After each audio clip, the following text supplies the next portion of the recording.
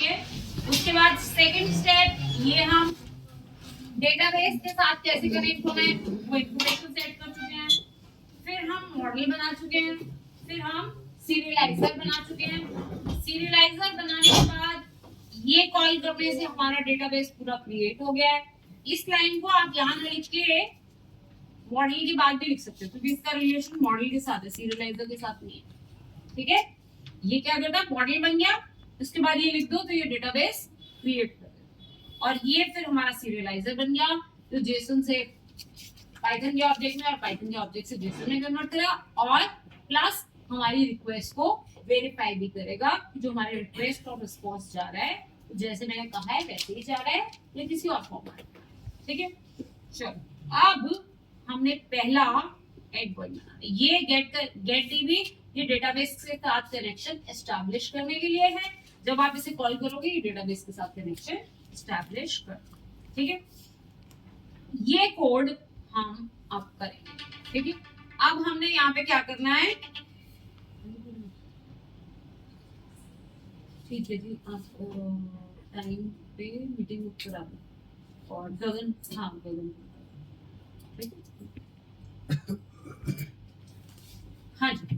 तो अब हमने एपीआई का एंड पॉइंट बनाना है। पहला एंड पॉइंट किस चीज के लिए बनाना है, पोस्ट के लिए, ताकि आप वहां से जेसन के थ्रू एक टू डू क्रिएट कर सको। आप टाइटल भेजो, आप कंप्लीट स्टेटस भेजो और आपका टू डू वाले टेबल में एंट्री जानी चाहिए। ठीक है, तो ये किस चीज के लिए लिखा है, एक बार ये वाला कोड मैं दोबारा से लिखती हूँ ताकि आपको ये वाली बात पूरी समझ में आ जाएगी। मॉड्यूल्स में @app डॉट कैसा एंड पॉइंट बनाना है, आपने पोस्ट का एंड पॉइंट बनाना है। @app डॉट पोस्ट, अभी हम इसके बाद गेट का भी बनाएंगे, अभी मुझे पोस्ट का एंड पॉइंट चलेगा कैसे, उसका यूआरएल /to/, ये यूआरएल है। इस यूआरएल पे क्या चलेगा, आपका एंड पॉइंट चलेगा। इसके साथ मैंने दिया रिस्पांस मॉडल। रिस्पांस कैसा जाएगा, इस मेथड से रिस्पांस कैसा जाएगा, आपने जैंगो में भी देखा था, जब आप डेटा ऐड करते हो तो ऐड करने के बाद क्या करते हो, वही डेटा दिखाने के लिए रिस्पांस में वापस भेजते हो। आपने रिकॉर्ड ऐड किया, रिकॉर्ड ऐड करने के बाद एंड में आप क्या करते हो, उसी रिकॉर्ड को वापस सेंड करते हो एज जेसन, ताकि आपको कंफर्मेशन देने के लिए कि ये रिकॉर्ड है। तो रिस्पांस मॉडल किस टाइप का होगा, टू डू रिस्पांस टाइप का। ये चीज मैं किस लिए लिख रही हूँ, ताकि वैलिडेशन लग सके कि हाँ रिस्पांस इसी टाइप का जाए। ठीक है, अब कल जब मैंने लिखा था, मैंने मेथड में बाद में रिटर्न मैसेज करके भेजा था ना, तो आपको एरर आया था, क्यों, क्योंकि मैंने response to do response type का नहीं भेजा। तो ये वैलिडेट करता है कि हाँ रिस्पांस इसी टाइप का होना चाहिए। ठीक है, उसके लिए मैंने ये लिखा है। अब इसके बाद डेफ क्रिएट, ये आपका यूआरएल राउटिंग का काम हो गया और ये क्रिएट टू डू क्या बन गया, आपका व्यू बन गया, जैसे वहां पे व्यू बनता है। ठीक है, ओके। अब इसके अंदर हम क्या लिखेंगे, यहाँ पे क्या आएगा, जो आपने वहां से जेसन भेजा है, तो मैंने यहाँ पे लिखा जेसन रिक्वेस्ट। जेसन रिक्वेस्ट किस टाइप की होगी, वेरिएबल का नाम है, कुछ भी हो सकता है। जेसन रिक्वेस्ट किस टाइप की होगी, टू डू क्रिएट टाइप की होगी। ये फिर वैलिडेशन का काम करेगा कि क्या ये रिक्वेस्ट इस टाइप की आ रही है। ठीक है, वैलिडेट भी करेगा और ORM की तरह भी बिहेव करेगा, जेसन से वापस टू डू क्लास का ऑब्जेक्ट बनाने में भी काम करेगा। ठीक है, और इसके साथ फिर मैंने लिखा डेटाबेस, किस डेटाबेस के साथ काम करना है, DB वेरिएबल का नाम, सेशन के लिए मुझे ऊपर इंपोर्ट करना पड़ेगा from fast API import session, database का फ्रॉम फास्ट एपीआई, नहीं फास्ट एपीआई से SQL alchemy dot ORM import ठीक है। सेशन टाइप का वेरिएबल मैंने ले लिया डीबी, कॉलम के बाद जो वापस लिखते हैं वो डेटा टाइप होती है, ठीक है। डीबी एक वेरिएबल लिया किस टाइप का, सेशन टाइप का, इज इक्वल टू, इसमें आएगा क्या, इसमें क्या आना चाहिए, जो गेट डीबी से डेटाबेस आया वो डेटाबेस आना चाहिए।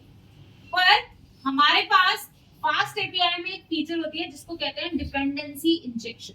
डिपेंडेंसी इंजेक्शन जितने भी आपके एंड पॉइंट्स को सिक्योर करने के लिए, सिक्योर मतलब सिक्योरिटी नहीं, हैकिंग से बचाने के लिए डिपेंडेंसी इंजेक्शन लगाई जाती है। डिपेंडेंसी इंजेक्शन जितने भी रोबोटिक आपके बॉट से जब आपका एंड पॉइंट हिट होता है उसे कंट्रोल करने के लिए डिपेंडेंसी इंजेक्शन लगाई जाती है। तो अब मैंने यहाँ पे डिपेंडेंसी इंजेक्शन लगानी है डेटाबेस पे, तो उसके लिए मैंने लिखा from fast API import depends.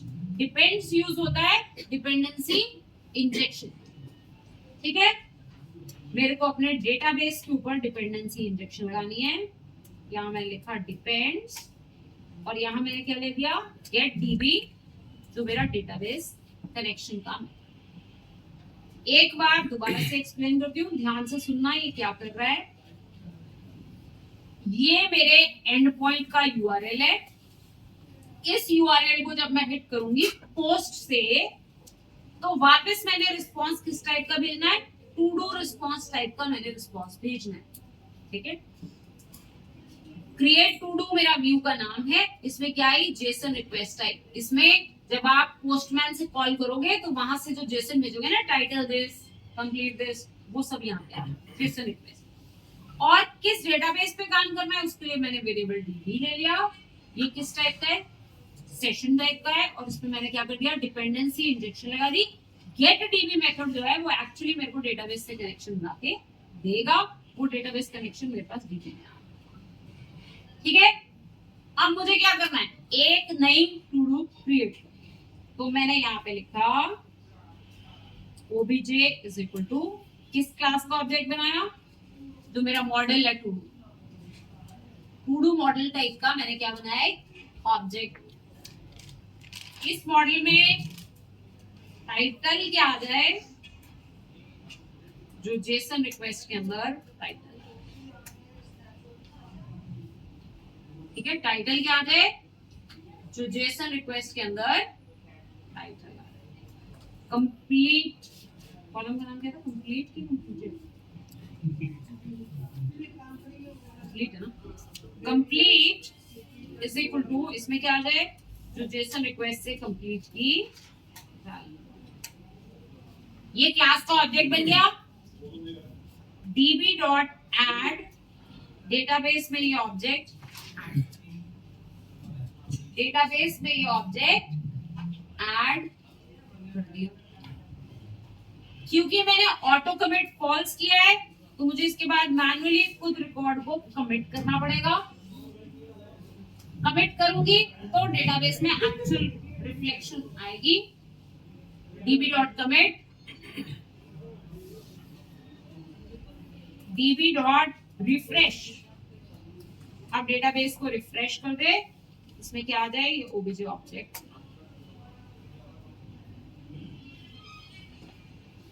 ठीक है, ये मेरा डेटाबेस में रिकॉर्ड ऐड हो गया। रिटर्न मैंने obj ऑब्जेक्ट रिटर्न किया। अभी ये क्या है, क्लास का ऑब्जेक्ट है। क्योंकि मैंने यहाँ पे रिटर्न टाइप में response model to do response दिखाया है, तो ये अपने आप इसको जेसन में कन्वर्ट करेगा और जेसन का जैसा रिस्पांस चाहिए वैसा रिस्पांस देगा। ये मेरी एपीआई का फर्स्ट एंड पॉइंट बन, पोस्ट एंड पॉइंट है ये मेरा फर्स्ट एंड पॉइंट। ओके, अब मुझे इसे चलाना है। इसको चलाने के लिए पहले मुझे सर्वर रन करना होगा। मेन कोलन ऐप रीलोड, ठीक है। इससे क्या होगा, फास्ट एपीआई का सर्वर रन होगा। रन किया, रन करने के बाद यूआरएल पे क्लिक करो, /docs में जाओ। आगे यहाँ पे post slash to do slash, इस एंड पॉइंट पे पोस्ट का मेथड डिफाइंड है, ठीक है। आप चाहो तो यहां से इसको ट्राई कर सकते हो। ये देखो रिक्वेस्ट कैसे भेजनी है उन्होंने बताया, ऐसे भेजनी है आपने रिक्वेस्ट। टाइटल भेजना है, कंप्लीट भेजना है। ट्राई करना चाहते हो, ट्राई इट आउट पे क्लिक करो। यहाँ पे आप लिखो कि आपको टाइटल क्या चाहिए, जैसे मैंने लिखा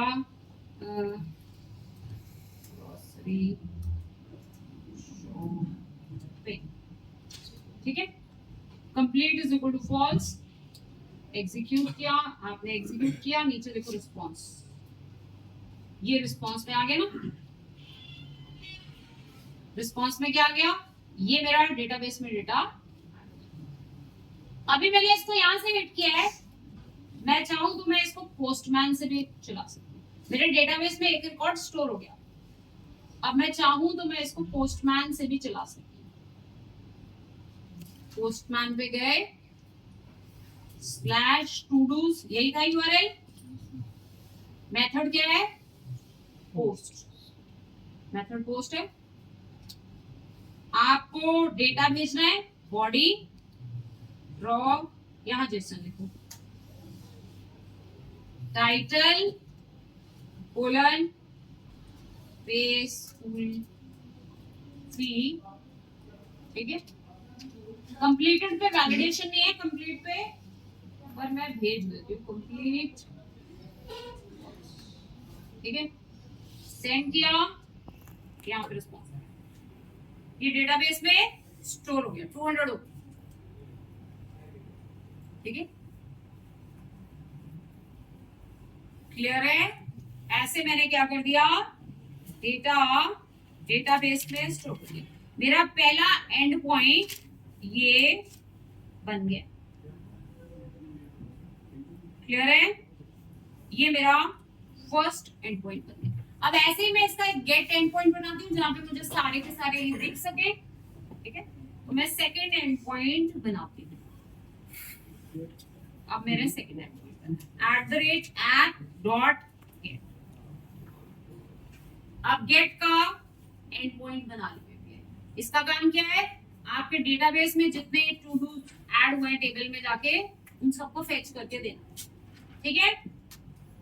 URL slash to do slash,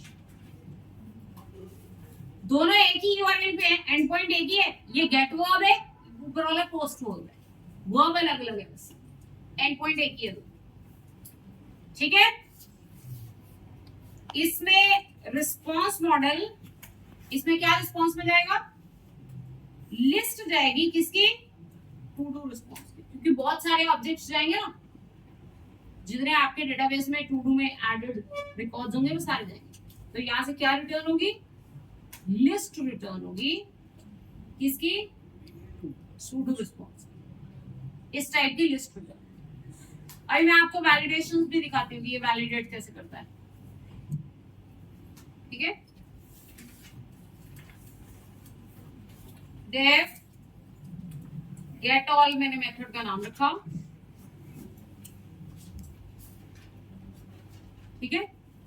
अब इसमें रिक्वेस्ट में तो कुछ नहीं आएगा, यूजर ने तो कुछ नहीं करना, यूजर ने कहना है गेट, गेट करे तो सब कुछ भेजना है, यूजर ने तो कुछ नहीं भेजना ना इस बार। तो इस बार इसमें रिक्वेस्ट नहीं है, इस बार इसमें सिर्फ क्या आएगा, डेटाबेस से कनेक्शन आएगा, जिस डेटाबेस में से आपने डेटा उठाना है, डिपेंड्स। यहाँ पे लिखते समय जब आप जैसे यहाँ पे मेथड डालोगे तो इसके पीछे राउंड ब्रैकेट्स आएंगी, वो आपने हटानी है, आपने सिर्फ मेथड का नाम लिखना है यहाँ पे, ठीक है। क्लियर है, तो यहाँ मैं कोड लिखूंगी किस चीज के लिए, डेटाबेस में से सारे के सारे टू डूज उठा के रिटर्न। तो रिटर्न क्या रिटर्न करना है, db.query। अब ये सीक्वल एल्केमी, यहाँ पे सीक्वल एल्केमी है ORM, ये सीक्वल एल्केमी का कोड चल रहा है। db.query किस टेबल पे क्वेरी करना है, मॉडल का नाम दो, टू डू वाले मॉडल पे क्वेरी करना है। db.query टू डू वाले मॉडल पे क्वेरी करना है, डॉट ऑल, अभी मुझे कुछ नहीं करना है, डॉट ऑल सारे लेने हैं, उस सारे के सारे टू डूज मैंने क्या कर दिए। देखो यहां से तो क्लास के ऑब्जेक्ट्स आएंगे, उनको रिस्पॉन्स के हिसाब से जेसन में कन्वर्ट करने का काम कौन कर रहा है, सीरियलाइजर। जो टू डू रिस्पॉन्स हमारा सीरियलाइजर है वो कन्वर्ट करेगा उसको जेसन। ठीक है, ये मेरा सेकेंड एंड पॉइंट बन गया। चला के दिखाऊं, पोस्टमैन से भी चला सकते हो, वैसे भी चला सकते हो। गेट, इसमें तो बॉडी कुछ नहीं जाएगी, खाली टू डू स्लैश नो। जो मैंने रिकॉर्ड्स ऐड किए थे वो रिकॉर्ड्स आ गए यहाँ पे। ठीक है, क्लियर है। अगर रिस्पॉन्स में मान लो आपको सिर्फ टाइटल और आईडी ही भेजना है, आपको कंप्लीट नहीं भेजना है, तो आप क्या करोगे, जो आपका रिस्पॉन्स मॉडल है, ये है ना आपका रिस्पॉन्स मॉडल, आपने इसे टू डू क्रिएट से इनहेरिट किया, आप उससे ना इनहेरिट करो। आपको मान लो कि लेते समय तो टाइटल और कंप्लीटेड दोनों लेने हैं, और निकालते समय जब शो करना है तो सिर्फ आईडी और टाइटल ही शो करना है। तो आप क्या करो, इसको भी बेस मॉडल से इनहेरिट कर लो, और यहाँ पे कौन सा कॉलम रिटर्न करना है, आईडी रिटर्न करना है और टाइटल रिटर्न करना है। मुझे तीसरा कॉलम नहीं रिटर्न करना, ना करो, मेरी मर्जी। मैंने रिस्पॉन्स में बोला यही दो कॉलम्स जाएंगे, आईडी जाएगा और टाइटल जाएगा। ठीक है, क्लियर है। तीसरा मुझे नहीं चाहिए, मेरी मर्जी, मेरे को नहीं चाहिए, मैंने नहीं किया। ओके, देखो मैंने रिफ्रेश किया, अब सिर्फ आईडी और टाइटल जाएगा। जैसे कई बार डेटाबेस में ज्यादा कॉलम्स होते हैं, रिस्पॉन्स में थोड़ा भेजना होता है। ठीक है, क्लियर है, इतनी बात समझ में आई। इसका थोड़ा सा प्रोसेस, जब भी आप कोई फ्रेमवर्क यूज करते हो, फ्रेमवर्क का काम करने का प्रोसेस होता है, प्रोसेस को ही समझना पड़ता है। आपको अपना कोड उस प्रोसेस में करना। ठीक है, समझ में आ गया इतना। अब मैं इसी में ही अलग एंड पॉइंट्स बनाती हूँ। अभी ये तो सारी टू डू लिस्ट बता रहा था, अब एक टू डू लिस्ट फेच करने के लिए मैं आईडी भेजूं, उस आईडी वाली टू डू। देखो एपीआई के एंड पॉइंट्स ऐसे ही होते हैं, सारा डेटा भेजना है, एक डेटा भेजना है, एक डेटा अपडेट करना है, एक डेटा डिलीट, यही काम होते हैं एपीआई के। ठीक है, तो वो अब हम नेक्स्ट एंड पॉइंट बनाते हैं, किस चीज के लिए, एक डेटा फेच करने के लिए। टू डू आईडी भेजूं, जो आईडी में भेजूं उसका डेटा मुझे दिखाए। मैं अगर 1 भेजूं तो सिर्फ 1 का डेटा है, मैं अगर 2 आईडी बोलूं तो सिर्फ 2 का डेटा है। ठीक है, तो अब मैं नेक्स्ट बनाऊं, नेक्स्ट एंड पॉइंट बनाते हैं, @app डेटा फेच ही करना है तो वर्ब लगाया गेट, डेटा फेच करके ही दिखाना है तो वर्ब लगाया get. Okay, URL to do slash, यहां पे आएगा टू डू का आईडी, प्राइमरी की पास होके आएगी ना, उस प्राइमरी की का डेटा हमने दिखाना। ठीक है, response model to do response, ऐसा ही डेटा भेजना है हमने वापस।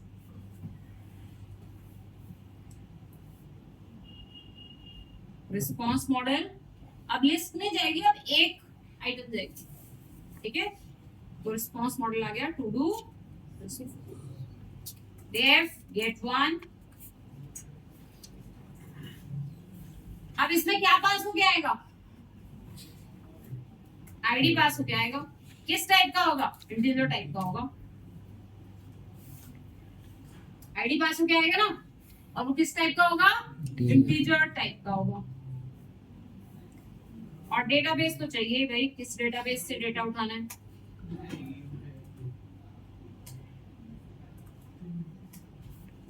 ठीक है, किस डेटाबेस से आप डेटा उठाना। अब मैंने क्या करना है, इस स्पेसिफिक आईडी वाला डेटा फेच करके रिटर्न। वो obj is equal to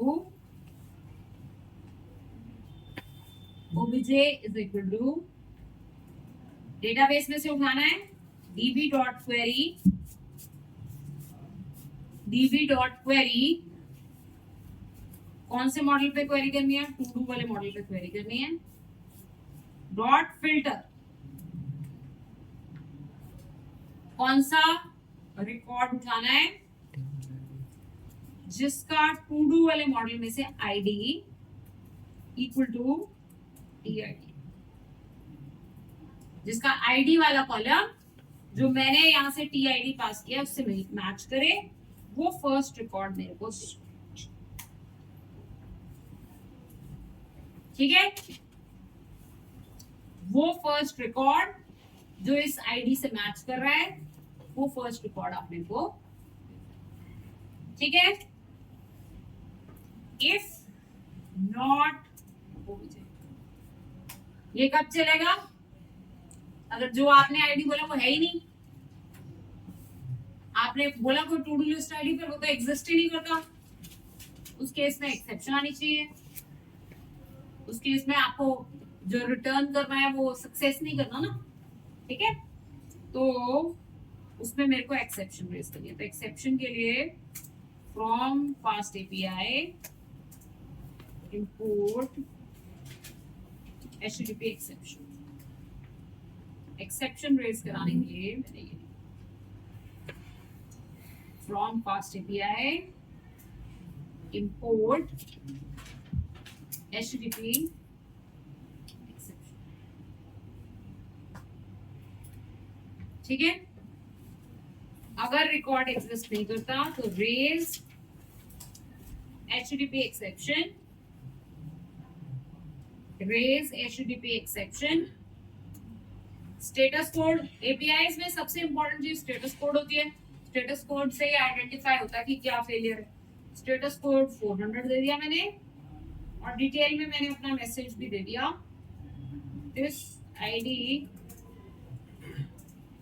does not exist.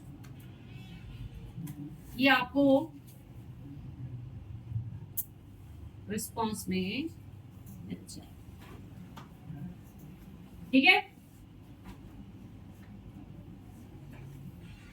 अगर ये इस आईडी वाला ऑब्जेक्ट डेटाबेस में नहीं होगा तो एक्सेप्शन रेज होगी, अदरवाइज क्या रिटर्न करो, जो ऑब्जेक्ट आया वो रिटर्न करो। जो ऑब्जेक्ट आया वो ऑब्जेक्ट आप रिटर्न कर दो। फिर अगेन बोल रही हूं, यहां से आ रहा है क्लास का ऑब्जेक्ट, जेसन में कन्वर्ट हो रहा है इसकी वजह से। रिस्पांस मॉडल, रिस्पांस मॉडल बहुत इंपॉर्टेंट है। अगर मैंने ये नहीं दिया होता तो आपका यहाँ से तो क्लास का ऑब्जेक्ट रिटर्न हो रहा है, क्लास का ऑब्जेक्ट तो एपीआई को समझ नहीं आता तो फिर गड़बड़ हो जाएगी। ठीक है, क्लियर है। ये मैंने एक नया एंड पॉइंट बना दिया to do /2। ठीक है, गेट वर्ब है, सेंड किया, सेकंड का डेटा मैंने मान लो लिख दिया 5, तो ये क्या करेगा, एक्सेप्शन रेज करेगा। डिटेल आ गई, this ID does not exist, 400 back request. ठीक है, एपीआई के एंड पॉइंट्स कभी भी ब्रेक नहीं होने चाहिए। ये एपीआई बनाते समय आपने ध्यान रखना है, क्योंकि उसको कोई यूज कर रहा है, मोस्टली पे करके यूज कर रहा है, तो उसका कोड कहीं भी ब्रेक ना हो। वो आप अपने एंड पे, क्योंकि आप उसको डेटा भेज रहे हैं तो आपको ही हैंडल करना है। डेटा आ रहा है तो क्या करना है, नहीं आ रहा है तो क्या करना है, वो सब आपको हैंडल। ठीक है, क्लियर है, समझ में आ गया। आप इसी चीज को पोस्टमैन से ना चला के यहां से भी स्वैगर के थ्रू भी चला सकते। अब आप देखोगे यहाँ पर डॉक्स में ये तीनों आ गए। ठीक है, अब जैसे ये to do /tid वाला है, अब इसमें मैंने बोला हुआ है कि ये इंटीजर चाहिए। देखो इन्होंने यहाँ पे इंटरफेस में दिया कि ये रिक्वायर्ड है, इंटीजर है। मान लो मैं ट्राई करती हूँ और मैं यहाँ पे इंटीजर वैल्यू नहीं भेजती, एग्जीक्यूट करती हूँ, आ गया ना, वैलिडेट करता है। एपीआई को भेजेगा ही नहीं जब तक आप उनके रूल्स को फॉलो नहीं करोगे। आप सही डालोगे, आप एग्जीक्यूट करोगे, आपको परफेक्ट रिस्पॉन्स मिलेगा।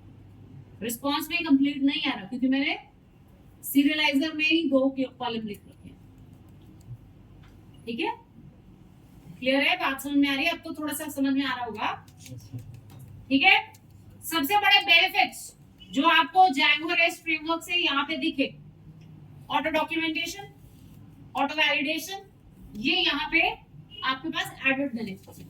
जो ड्रॉबैक भी कह सकते हैं, जो डिफरेंस दिखा यहाँ पे, इसके स्ट्रक्चर को समझना थोड़ा ज्यादा डिफिकल्ट है as compare to Django REST framework, क्योंकि वहां पे, क्योंकि Django में प्रोजेक्ट बनता है, फाइल्स अलग अलग बनती है, स्ट्रक्चर ज्यादा फॉलो होता है। यहाँ पे मैंने क्या किया, एक ही फाइल में सारा कोड किया। वैसे मैं एज ए प्रोग्रामर खुद देखूंगी कि हाँ मेरे को ऐसे नहीं करना है, मैं इसको अलग अलग सेपरेट फाइल्स बना दूं, पर ये मेरे पे फोर्स नहीं कर रहा है। जैसे Django तो आपको फोर्स करता है ना कि ये इस फाइल में ये कोड लिखो, इस फाइल में ये कोड लिखो, इस फाइल में ये, यहाँ ऐसा नहीं। मैंने सीधा एक फाइल में लिख दिया तो भी चलेगा। ठीक है, अब बाद में जब मैं ये पूरा बना लूंगी तो मैं आपको रिफाइन करके बताऊंगी कि ये चीज मैंने अलग अलग, जो मॉडल्स है वो अलग फाइल में लिखे, जो सीरियलाइजर है वो अलग फाइल में लिखे। ठीक है, पर वो चॉइस है मेरे पास, मैं ना भी लिखूं तो भी चलता है।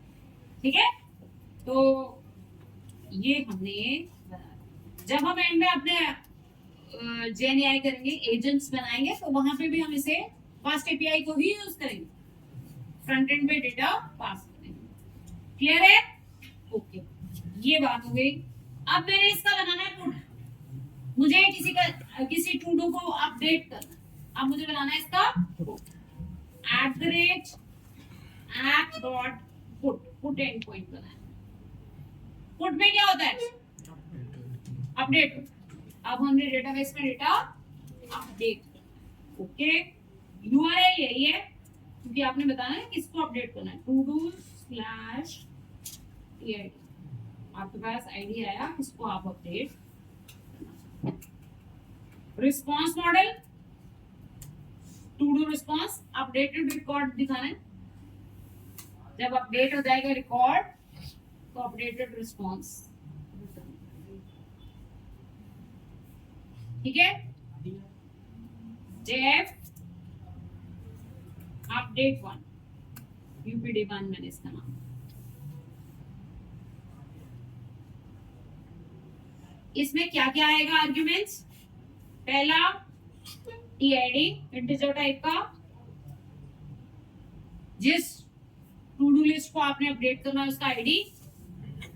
दूसरा जेसन रिक्वेस्ट, जिसमें जेसन रिक्वेस्ट में आपका नया डेटा आएगा ना, आपने नया टाइटल क्या करना है, नया क्रिएटेड कंप्लीट का स्टेटस क्या करना है, वो नया डेटा जेसन रिक्वेस्ट में आएगा। वो किस टाइप का आएगा? टू डू क्रिएट टाइप का। ठीक है, उसका सीरियलाइजर कौन सा है? To do create. ठीक है, और इसके साथ साथ डेटाबेस तो चाहिए ही होगा, db: सेशन डिफरेंस। ठीक है, ये मेरा अपडेट का है। अपडेट में क्या करते हैं? डेटाबेस में से उठाते हैं और फिर डेटा मॉडिफाई करते हैं। आधा काम तो मेरा गेट जैसा ही है, मुझे डेटाबेस में से फेच तो करना ही है, अगर नहीं मिले तो एरर भी देना ही है, अगर मिलेगा तो इसके बाद एक्स्ट्रा काम करना है अपडेट करने। तो इतना कोड तो मेरा यहाँ भी चलेगा ही। मैंने रिकॉर्ड उठाया, अगर रिकॉर्ड नहीं मिला तो मैंने एक्सेप्शन रेज करी, इतना तो चलेगा। ठीक है, अगर रिकॉर्ड मिला, अब मुझे उसे क्या करना है? अपडेट करना है। इसके आगे कोड होगा अपडेट करना।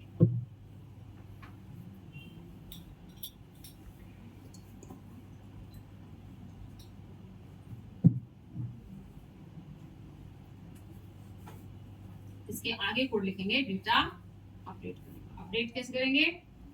ओबीजे डॉट, इस ऑब्जेक्ट में टाइटल में क्या आ जाए, जो अभी जेसन रिक्वेस्ट में टाइटल आया, जो आपने अभी जेसन में नया टाइटल भेजा, वो टाइटल इस ऑब्जेक्ट में आ जाए। ठीक है, obj डॉट कंप्लीट में क्या आ जाए, जो आपने जेसन रिक्वेस्ट में कंप्लीट कर दिया, इससे डेटा अपडेट हो जाएगा। db डॉट कमिट, कमिट करने से होगा, अभी तो ऑब्जेक्ट में चेंज हुआ।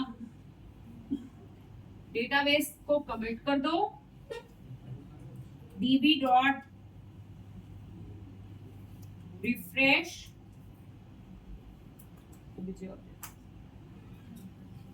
रिफ्रेश कर दिया डेटाबेस को, रिटर्न अपडेटेड ऑब्जेक्ट, आपने रिटर्न कर दिया। ये आपका पुट का वर्क कर गया। ये हमारा पुट का वर्क, ठीक है। इतने से मैं अपडेट भी कर पाऊंगी, ठीक है। रन करके आपको यहां से मैंने किया पुट। अगर मैंने कोई ऐसा टू डू लिस्ट आईडी दिया तो एग्जिस्ट नहीं कर रहा,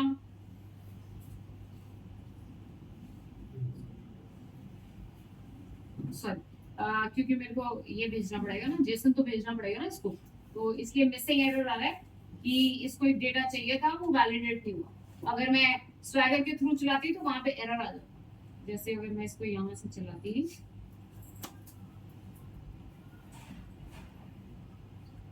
स्वैगर के थ्रू अगर ट्राई करती, कौन सा मेथड है, अपडेट, पुट रिफ्रेश, पुट आ गया। टू डू लिस्ट आईडी में ट्राई इट आउट करूंगी, टू डू लिस्ट आईडी डालूंगी, मान लो 5। ये तो मुझे भेजना पड़ेगा ना, ये तो ये डमी दे दिया इसने, ये तो वो भेज ही देगा। अगर मैं कुछ नहीं लिखूंगी तो भेज ही देगा। 5 पे क्या आ जाएगा, एरर आ जाएगा, एग्जीक्यूट होके नीचे this ID does not exist, ठीक है। अगर मैं इसे सही टू डू लिस्ट आईडी दूं, मान लो 2, अब यहाँ मुझे अपडेटेड इंफॉर्मेशन भेजनी है, ए स्कूल फी, मैंने इसका स्टेटस फॉल्स की जगह करना है। ओहो, स्टेटस में ही चेंज करूंगी तो आपको दिखेगा नहीं, क्योंकि मैंने वो रिस्पॉन्स में दिखाया नहीं है ना। थोड़ा सा टेक्स्ट में भी चेंज कर देती हूँ ताकि आपको पता चल जाएगा, ठीक है। एग्जीक्यूट किया, नीचे देखो रिस्पॉन्स, ठीक है, ये अपडेट हो गया। स्टेटस भी अपडेट हुआ होगा, वो मैंने सिर्फ रिस्पॉन्स में दिया नहीं हुआ है ना, कंप्लीट भी ट्रू हो गया, ठीक है। क्लियर है, ऐसे मैंने बता दिया अपडेट कर। अब सिमिलरली एक एंड पॉइंट हम बनाएंगे डिलीट के लिए, @app.delete।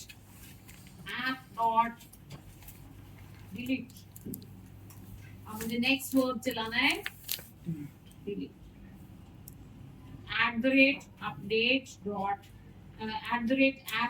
@app.delete।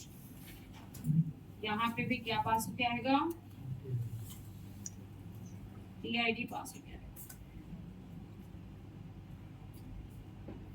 इस बार मैंने रिस्पॉन्स मॉडल नहीं दिया, क्योंकि मुझे कोई स्पेसिफिक टाइप का रिस्पॉन्स नहीं रिटर्न करना है, मुझे बस मैसेज देना कि डेटा हैज बीन डिलीटेड, ठीक है। तो मैंने रिस्पॉन्स मॉडल स्पेसिफाई नहीं, क्योंकि मुझे अपनी क्लास का कोई ऑब्जेक्ट रिटर्न नहीं करना है, ठीक है। अब मैंने यहाँ पे मेथड बनाया, आर्ग्यूमेंट क्या आएंगे, TID, to do list ID, और उसके बाद डेटाबेस का कनेक्शन,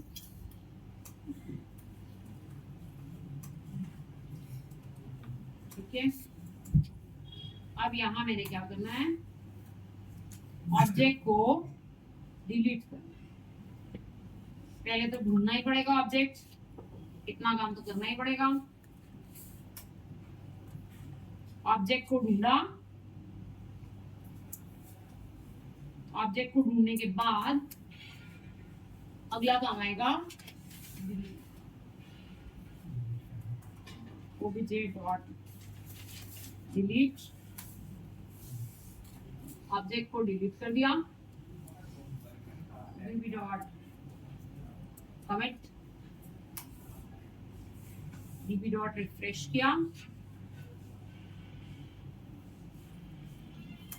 इसके बाद मुझे क्या रिटर्न करना है, मुझे मैसेज रिटर्न करना है कि डेटा रिफ्रेश करने की जरूरत है, कमिट करने से डेटा डिलीट हो जाएगा।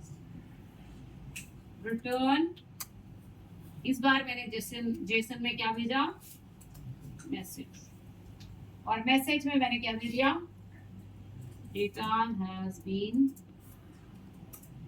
डिलीटेड। ये मैंने जेसन रिस्पॉन्स,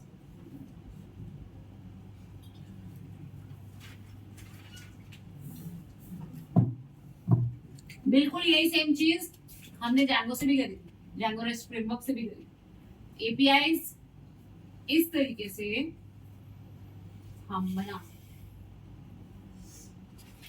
क्लियर है? ये मैंने डिलीट का एंड पॉइंट, ठीक है। अब मैंने यहाँ से डिलीट वर्ब लिया, आईडी सही देते हैं, सेंड करते हैं,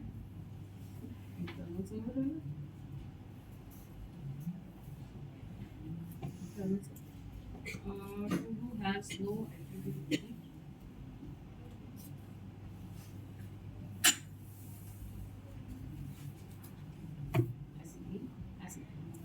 db डॉट डिलीट, जैसे db डॉट ऐड था वैसे db डॉट डिलीट, ओके ऐसे db dot delete,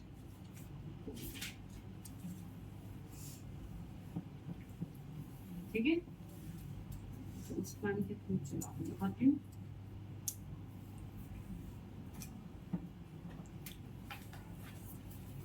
delete verb, send, message आ गया, डेटा हैज बीन, ठीक है। अगर मैंने यहाँ पे रिस्पॉन्स मॉडल में कोई स्पेसिफिक रिस्पॉन्स मॉडल दे दिया होता तो मैं ये ऐसे मैसेज नहीं रिटर्न करता, ठीक है, क्लियर है? क्योंकि रिस्पॉन्स मॉडल फिर वैलिडेट करता है फिर कि आपका रिस्पॉन्स उसी टाइप का है कि नहीं, ठीक है, इसलिए मैंने इस मेथड में रिस्पॉन्स मॉडल। तो अब मैंने आपको एक काम फिनिश करा दिया, फास्ट एपीआई से एपीआई कैसे बना सकते हैं। अब मैं नेक्स्ट काम में इसको कुछ बदलूंगी नहीं, मैं सिर्फ क्या करूंगी, इस कोड को सेपरेट करके अलग अलग फाइल्स में डाल दूंगी, जैसे मुझे स्ट्रक्चरली करना चाहिए। अभी मैंने एक ही फाइल में सारा कोड लिखा ना, अब मैं इसको क्या करूंगी, अलग अलग फाइल्स में, ये डेटाबेस वाला कोड 3 फाइल्स बनाऊंगी, ये डेटाबेस डॉट पाई में चला जाएगा, ये मॉडल्स वाला कोड मॉडल डॉट पाई में चला जाएगा, ये नीचे वाला कोड सीरियलाइजर डॉट पाई में चला जाएगा, ठीक है। फिर मुझे जहां भी इनको यूज करना होगा वहां से इसे कॉल करना, ठीक है। तो अब मैंने क्या किया, थोड़ा रिफाइंड स्ट्रक्चर बनाने के लिए अब मैंने अपने प्रोजेक्ट में एक पाइथन फाइल ऐड करी, डेटाबेस डॉट पाई, डेटाबेस डॉट पाई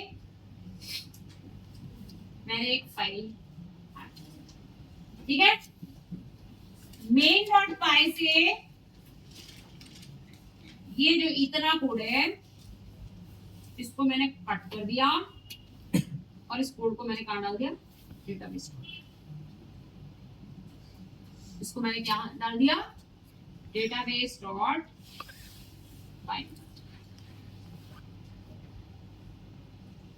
ठीक है, क्लियर है। जैसे ही मैंने ये किया, यहाँ पे आ गया बेस डज नॉट एग्जिस्ट, तो मुझे क्या करना पड़ेगा, फ्रॉम डेटाबेस इंपोर्ट बेस, ठीक है, ताकि वो यहाँ पे, वैसे ही मुझे सॉरी ये मैं यहाँ नहीं करती क्योंकि ये वाला कोड भी तो मैं मूव करूंगी ना, तो जहां पे ये कोड जाएगा वहां पे लिखूंगी।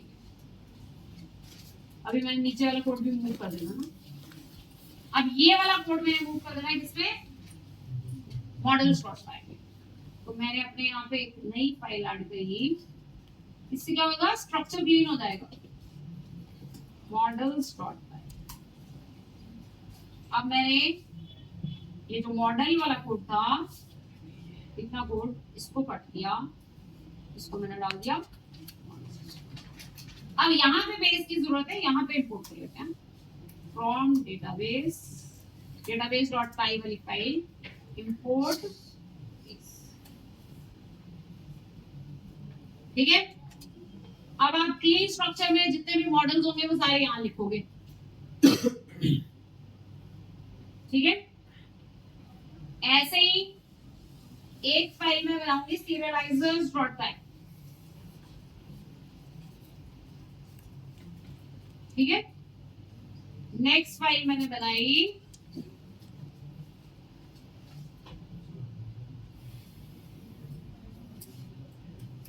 serializers डॉट पाई।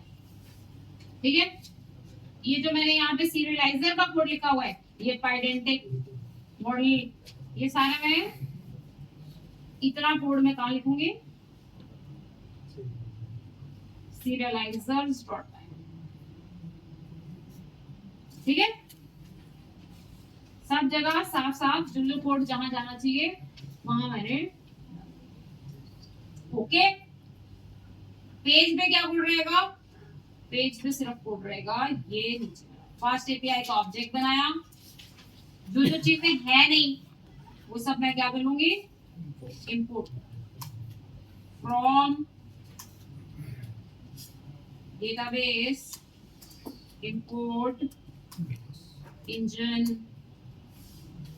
सेशन लोकल, बेस, जो चीजें वहां से थी वो।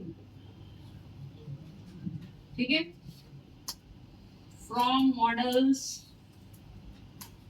इंपोर्ट टू डू जो मेरा मॉडल है, from serializers import to do create और टू डू। अब यहाँ पे सिर्फ ये कोड रहा, यहाँ पे मेरे सिर्फ एंड पॉइंट्स का कोड रहा, बाकी कोड मैंने क्या कर दिया, अलग अलग फाइल्स में स्ट्रक्चर करके डाल दिया। ठीक है, ये वाला कोड तो एंड पॉइंट्स का यही है। चलिए, ठीक है, तो ये मेरा क्लीन स्ट्रक्चर बन गया। यहाँ पे ये देखो मेरे सारे के सारे 5 एंड पॉइंट्स मैंने बनाए, ये मेरे 5 एंड पॉइंट्स का कोड यहाँ पे लैप्स करके दिखा देती हूँ। अब इस मेन डॉट पाई में सिर्फ मेरा क्या कोड आया, एंड पॉइंट्स का, बाकी कोड मैंने क्या कर दिया। क्लियर है, ये एक फास्ट एपीआई की ऐप का स्ट्रक्चर, ऐसे इसमें हम काम। क्लियर है, अब काम क्या रह गया, इतना तो आपको समझ आ गया। अब अगला काम रह गया, इसके ऊपर सिक्योरिटी कैसे apply. Token bearer, token generate करें, यूजर वैलिड यूजर हो, उसके पास टोकन हो, तभी वो मेरे एंड पॉइंट्स को एक्सेस कर पाए, अदरवाइज वो एक्सेस ना करें। ठीक है, वो अब हम करें। ठीक है, तो आज हमने इतना कर लिया। नेक्स्ट क्लास में उसके लिए मुझे सबसे पहले थोड़ा सा, उसके लिए सबसे पहले मुझे मॉडल्स में अपने पास एक टेबल बनाना है।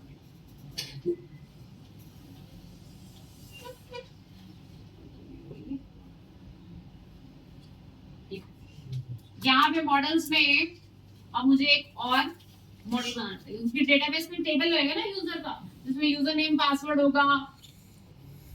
ठीक है, तब यूजर्स रजिस्टर होंगे, यहाँ पे आएंगे, फिर हम उन्हें JWT टोकन देंगे, फिर हर रिक्वेस्ट के साथ उनका टोकन आएगा, वैलिडेट होगा, अगर वैलिड है तो चलेगी रिक्वेस्ट, नहीं तो नहीं चलेगी।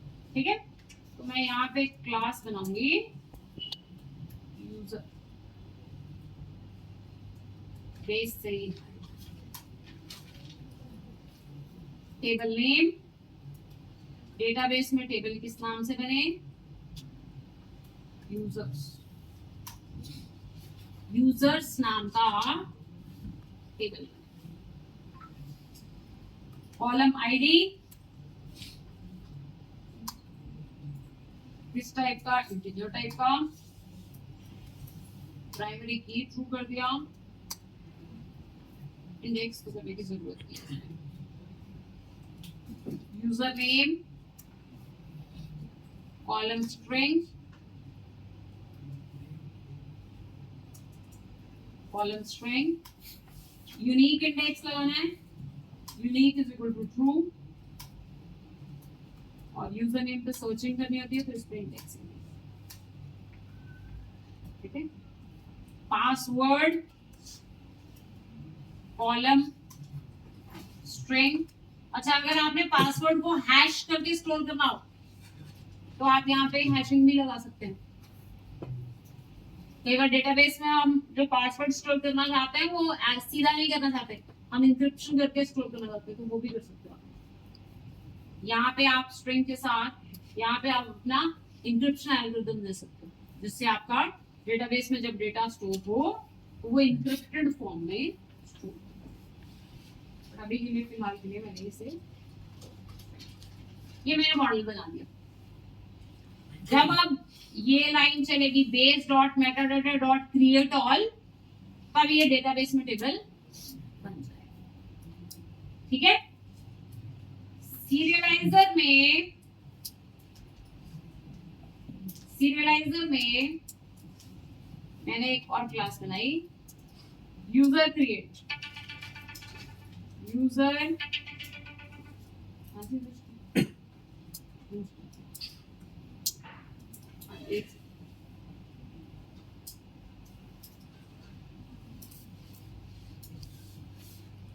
84455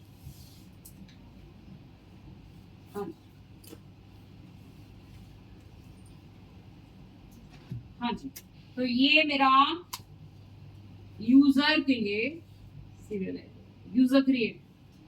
जब यूजर क्रिएट करना है तो उसमें क्या आएगा, यूजर नेम आएगा,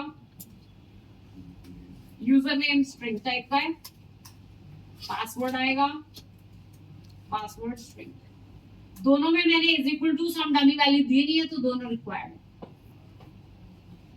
ठीक है।